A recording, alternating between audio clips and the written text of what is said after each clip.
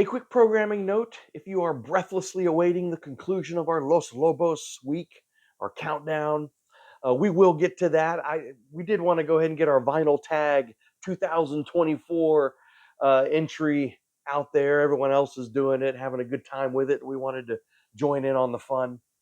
But don't fret, because our next episode we will conclude our Los Lobos ranking and analysis. But now let's do Vinyl Tag 2024.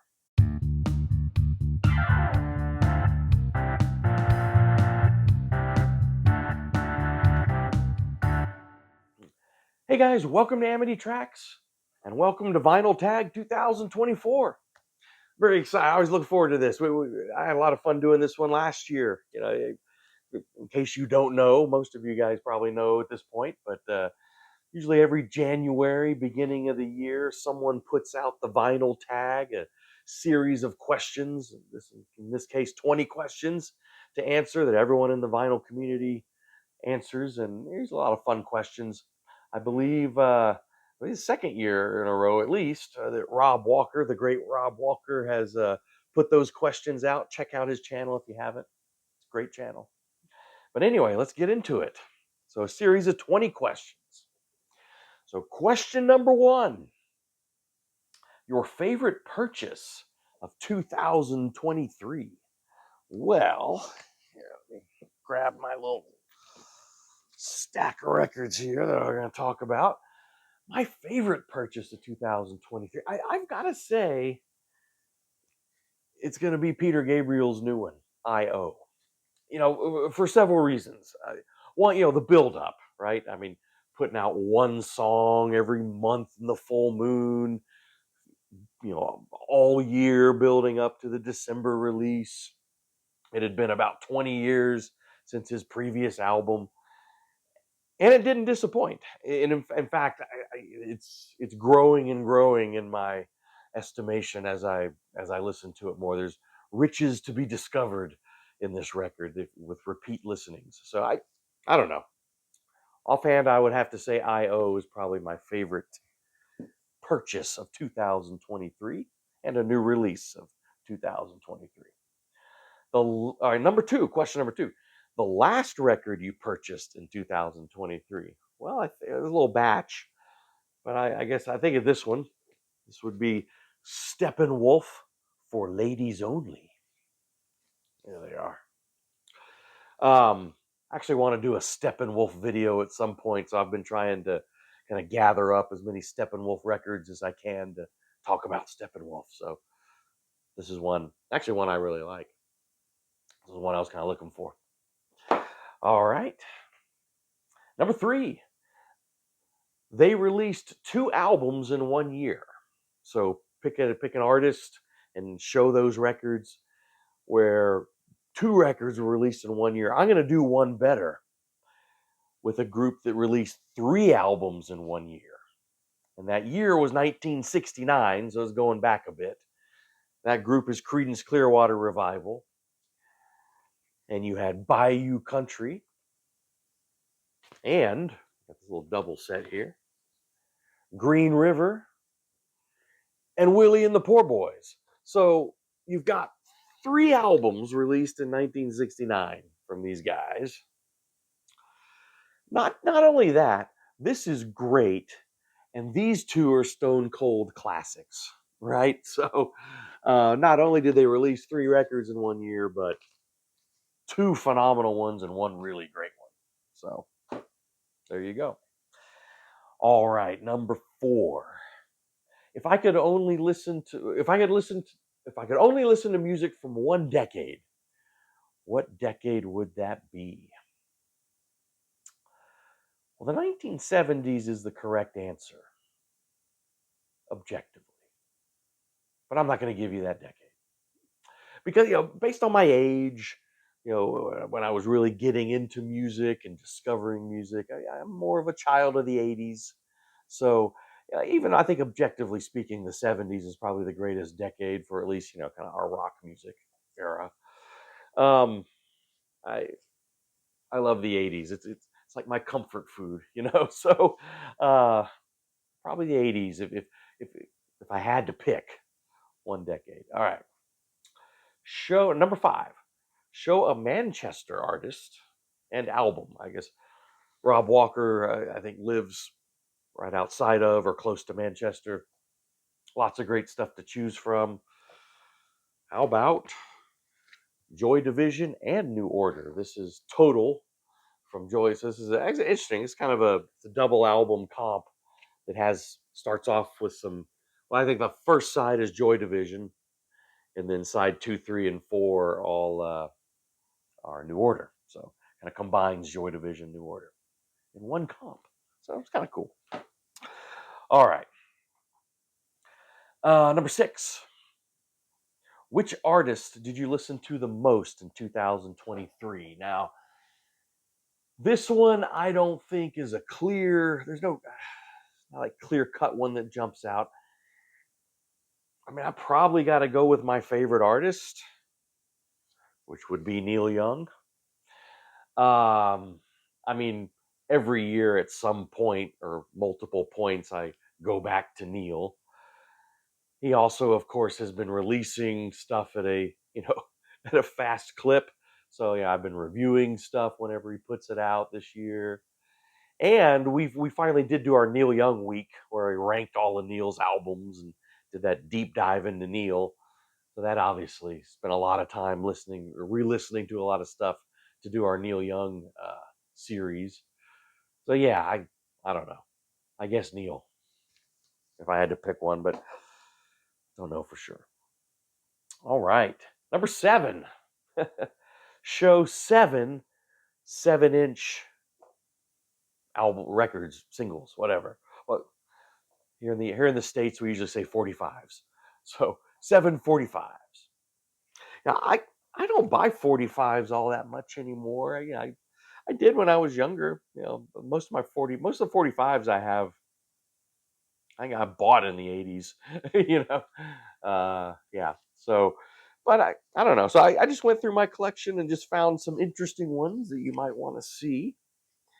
Now this is cool. This was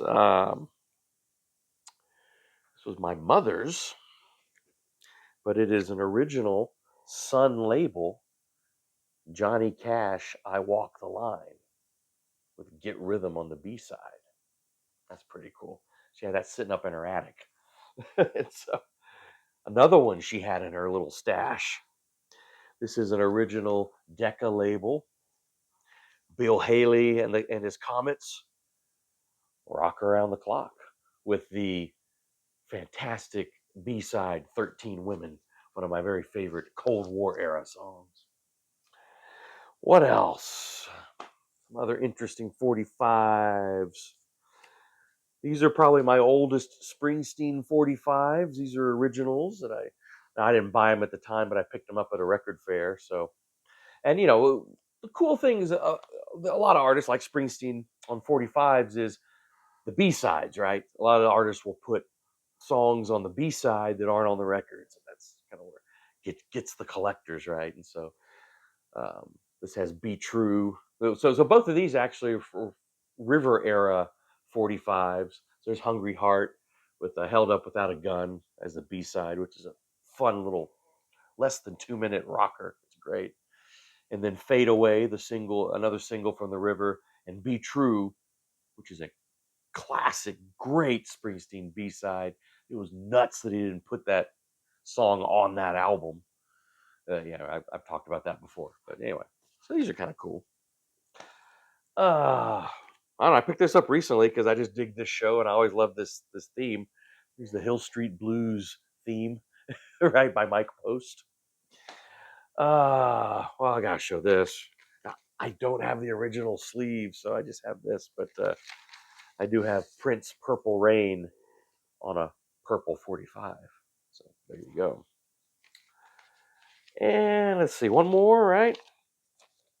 Now here's another one. Now this one I don't think this one's an original. This one is a sort of a reissue, but they kind of reissued it to make it look like an original. Another Sun label, and it's Roy Orbison, "Ooby Dooby." That's pretty cool. All right. Number 8. Who's coming to the party? Good question. So the question that Rob posed here was: you pick four people, related to the music industry, can be musicians, producers, whoever, I guess, dead or alive, that you would like to have at your dinner party. Well, one's easy. I'm going to pick Colin Hay, of Men at Work, and then his great solo work. He is still doing great work. He's really smart, really witty, and a really good dude. I've met him a couple times. Here I am with Colin Hay. I always like to show the picture. But regardless of how difficult some of these other people might be, Colin would keep it light, and he's a good dude, and he's a lot of fun. He's got great stories, and a great musician too. So, Colin Hay, Peter Gabriel. Let's have Peter Gabriel. I mean, that guy is super smart, super interesting. He tends to talk a little bit, so I think Colin would kind of, you know, you know, throw in some humor in there if Peter got too serious about stuff. But Peter would be a fascinating guy to pin down at a dinner party and chat with. I mean, I got to put Neil Young. You got to have your crazy Uncle Neil there, right? Who knows what the hell Neil would do or say. But he'd be interesting. And what the hell, Elvis Presley. I want to sit him down and say, what? Why did you keep listening to Colonel Parker on all those movies? Why? Anyway, yeah. So I guess those would be the ones. All right, number 9. More serious note. Sadly, we lost in 19. Sadly, we lost in 2023. So who name somebody, show somebody that left us in this last year.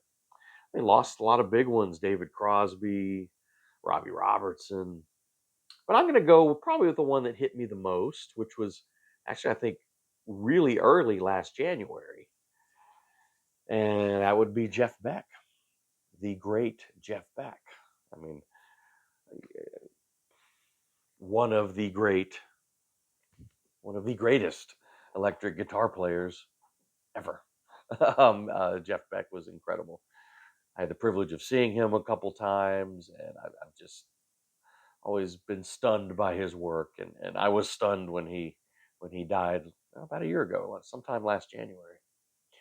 That hit me hard. It hit me real hard when I heard about that. All right, number 10.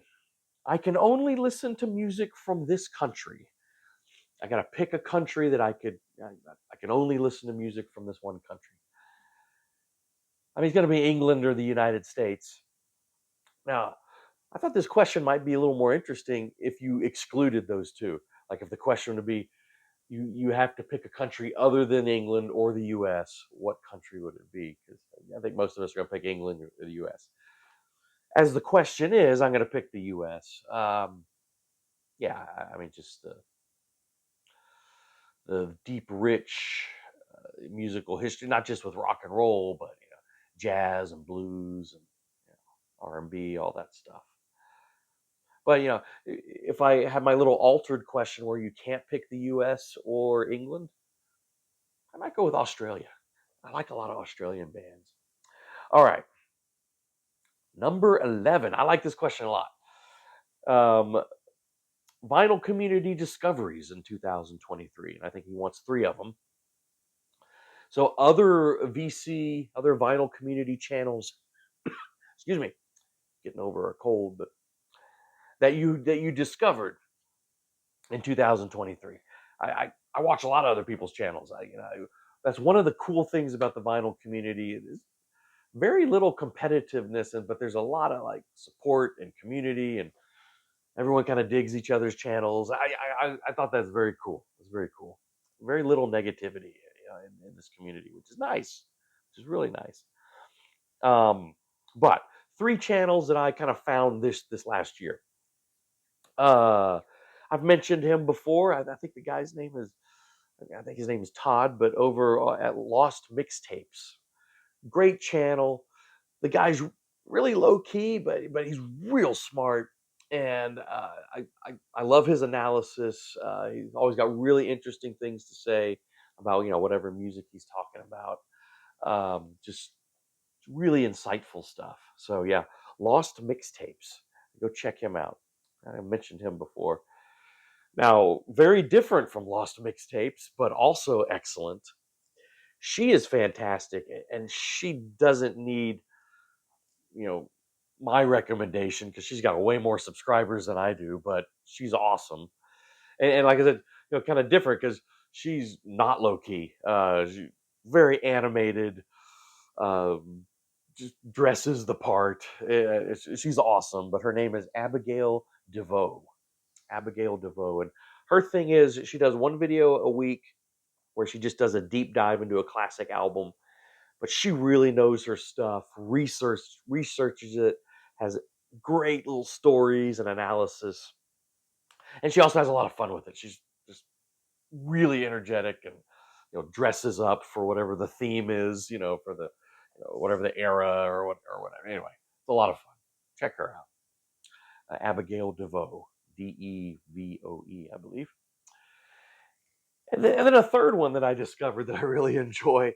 You know, I've apologized for this before, but I am a Kiss fan. I grew up loving Kiss, and one of the fun things about YouTube and the vinyl community is we are all obsessives. And so it's fun to find a channel where some guys are just like over the top, so obsessive about whatever it is they love. I came across these two guys. I don't know, remember their names, but the channel is called The Music of Kiss, and it's just like two dudes in like in their basement or whatever, and they just love Kiss like to an absurd degree, and it's infectious, and they just do deep dives. I mean, you want 2 hours on Hotter Than Hell? Watch these guys. It's so entertaining that like even if you don't like Kiss, it's fun to watch these guys get so excited about the minutia. And man, they get into the minutia. But that's one of the fun things about YouTube and being so obsessive like we are. Anyway, so those are three, I guess, VC discoveries from 2023. Check them out. I actually want to do a show sometime soon because I've seen some other channels do a show like focusing on like, hey, here's my 10 favorite vinyl community channels or whatever, because it's cool to promote other channels. All right, number 12, I believe. Yeah, we're on number 12. A record I bought when I was a teenager. Well, I mean, a lot. I've been buying these records since the 80s. So I figured I don't know, these were kind of fun. So these these old KTEL comps, uh, Dancing Madness, Street Beat, New Music Hot Sounds, Sound System Today's Top Hits, and Hot Tracks. Anyway, these kind of cheap KTEL comps, and with I don't know, Stray Cats and the Fix and Bryan Adams and the Kinks and the Police, Frank Stallone, Huey Lewis, Pat Benatar, Rick Springfield, Styx, Spandau Ballet, Culture Club, Eddie Grant. Just got some repeats on some of the, anyway. I always think about these because these were kind of these sort of cheap, 80, sort of the earlier version of this is what's that series that's out now that This Is Music is what I call music, or I don't know, whatever. Early versions of that. All right, but for 80s hits. Okay, what do we got next?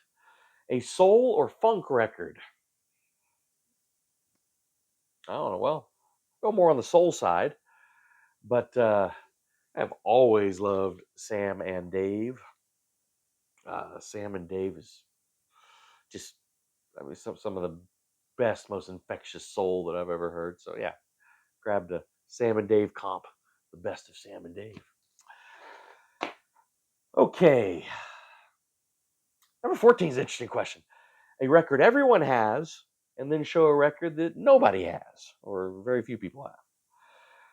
So the record everyone has is tough to do because so other people have already been making these videos and they've already shown. Well, I think Rob showed Rumors, which is a great pick, obviously. Uh, and I swear I had this picked out already when I was planning my video, and then I watched Lost Mixtapes video, and he had the same damn album. It was Led Zeppelin 4, so I guess I can't show that. I'll pick another one then. All right, here. How about this one? Dark Side of the Moon. Everyone has Dark Side of the Moon. Okay. More interestingly, though, how about a record nobody has?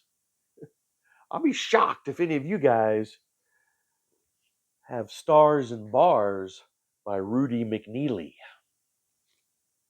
Here's Rudy. It says right there, Rudy. This guy is actually great. This guy, and like this record to me symbolizes and stands for all of those like great unsung musicians out there who like didn't quite make it, to the big leagues. And Rudy McNeely is one of them.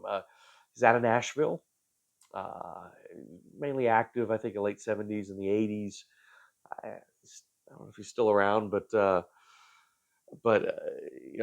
far as musically, he was kind of more active in that era.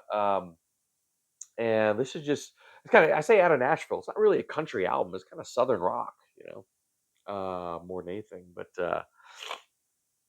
he put this out it was in 1976, so he put this out when he was pretty young, but continued to work and actually got better, into the '80s. Really, really great musician, but I don't know, sort of a unsung hero, I think. All right, number 15.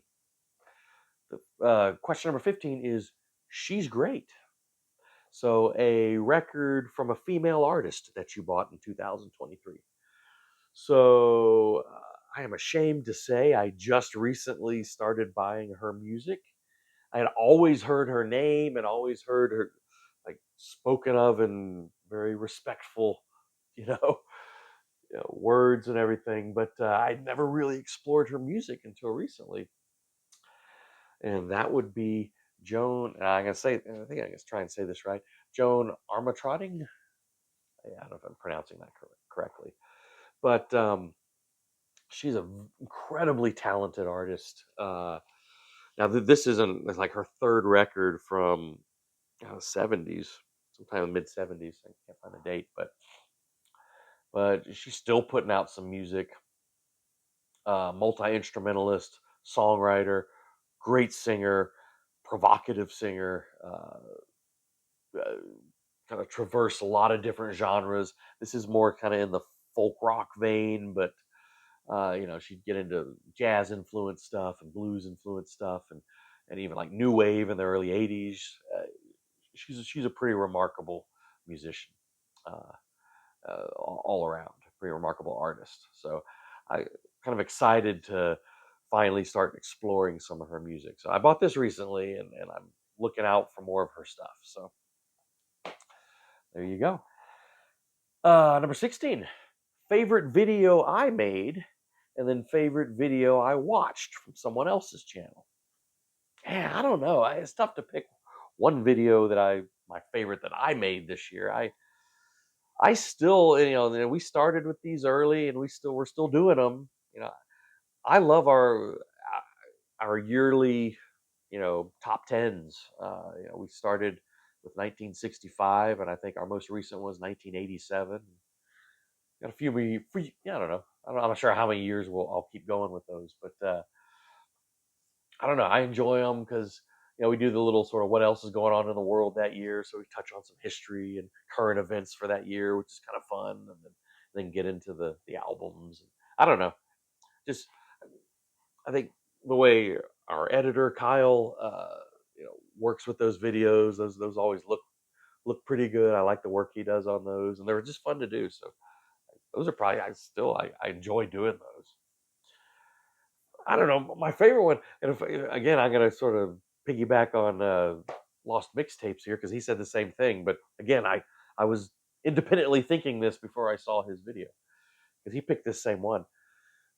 My VC hero is Norman Maslov, Mazzy. Way before we started this channel, at least for a year, I was a devoted, I watched his channel, and no one's better. And he, his videos inspired me to finally go ahead and start doing it. Not that I could do what he does, but he's a great storyteller, all of that. Anyway, he does, at the end of the year, he's done this a couple years now, I guess, but what he said, the top 10 wankers in the music industry for the year. And his top 10 wankers of 2023 video is epically great. It's a lot of fun when he starts ranting on stuff. So go watch that. That's a lot of fun. Okay, let's wrap it up here. Number 17, show a 90s classic. I haven't really talked Radiohead all that much yet. We'll do some Radiohead at some point, but here's the Bends. Classic, of course. Number 18 is a fun question. If I could walk into the cover, so looking at album art, like if you could magically transport yourself into that place, there's that image, pick an album. I mean, I could be a little cheeky and pick a great Kiss album like Love Gun. Eh? No. That would be childish, wouldn't it? I don't know. What about some of those Roger Dean album covers from Yes, right? I mean, kind of these like wild, like fantasy, kind of crazy. This one's hard because, like some of that. It's pretty cool. Let's see. Oh yeah, here's another. Yeah, that might be kind of trippy to walk into. If you want a more like an actual real place, I love the mountains. I'm a sucker for the mountains. So this is not on the cover, but I love the gatefold when you open Stephen Stills too. He's sitting sitting on top of some mountain in the Rockies. That might be my happy place. That would be pretty cool. All right, number 19 feels like a greatest hits. Now I believe the way Rob described this is you listen to it so much that it's like a greatest hits. I'm taking a slightly different approach in that, like, this is a regular studio release, but it's got so many hits on it, it basically sounds like a greatest hits. And that's, of course, would be the Cars debut, right?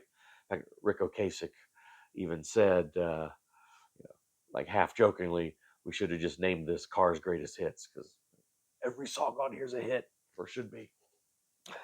And finally, number 20, it turns 50 this year. So going back to 1974, pick a great album from 74 and show it. How about the double album from Genesis, The Lamb Lies Down on Broadway, Peter Gabriel's final record with Genesis? Genius, brilliant, just awesome. So there you go. All right, there is our Vinyl Tag 2024. Hope you guys enjoy that. Go check out everyone else's Vinyl Tag video. They're a lot of fun. Anyway, we will return to the Los Lobos video next time on Amity Tracks.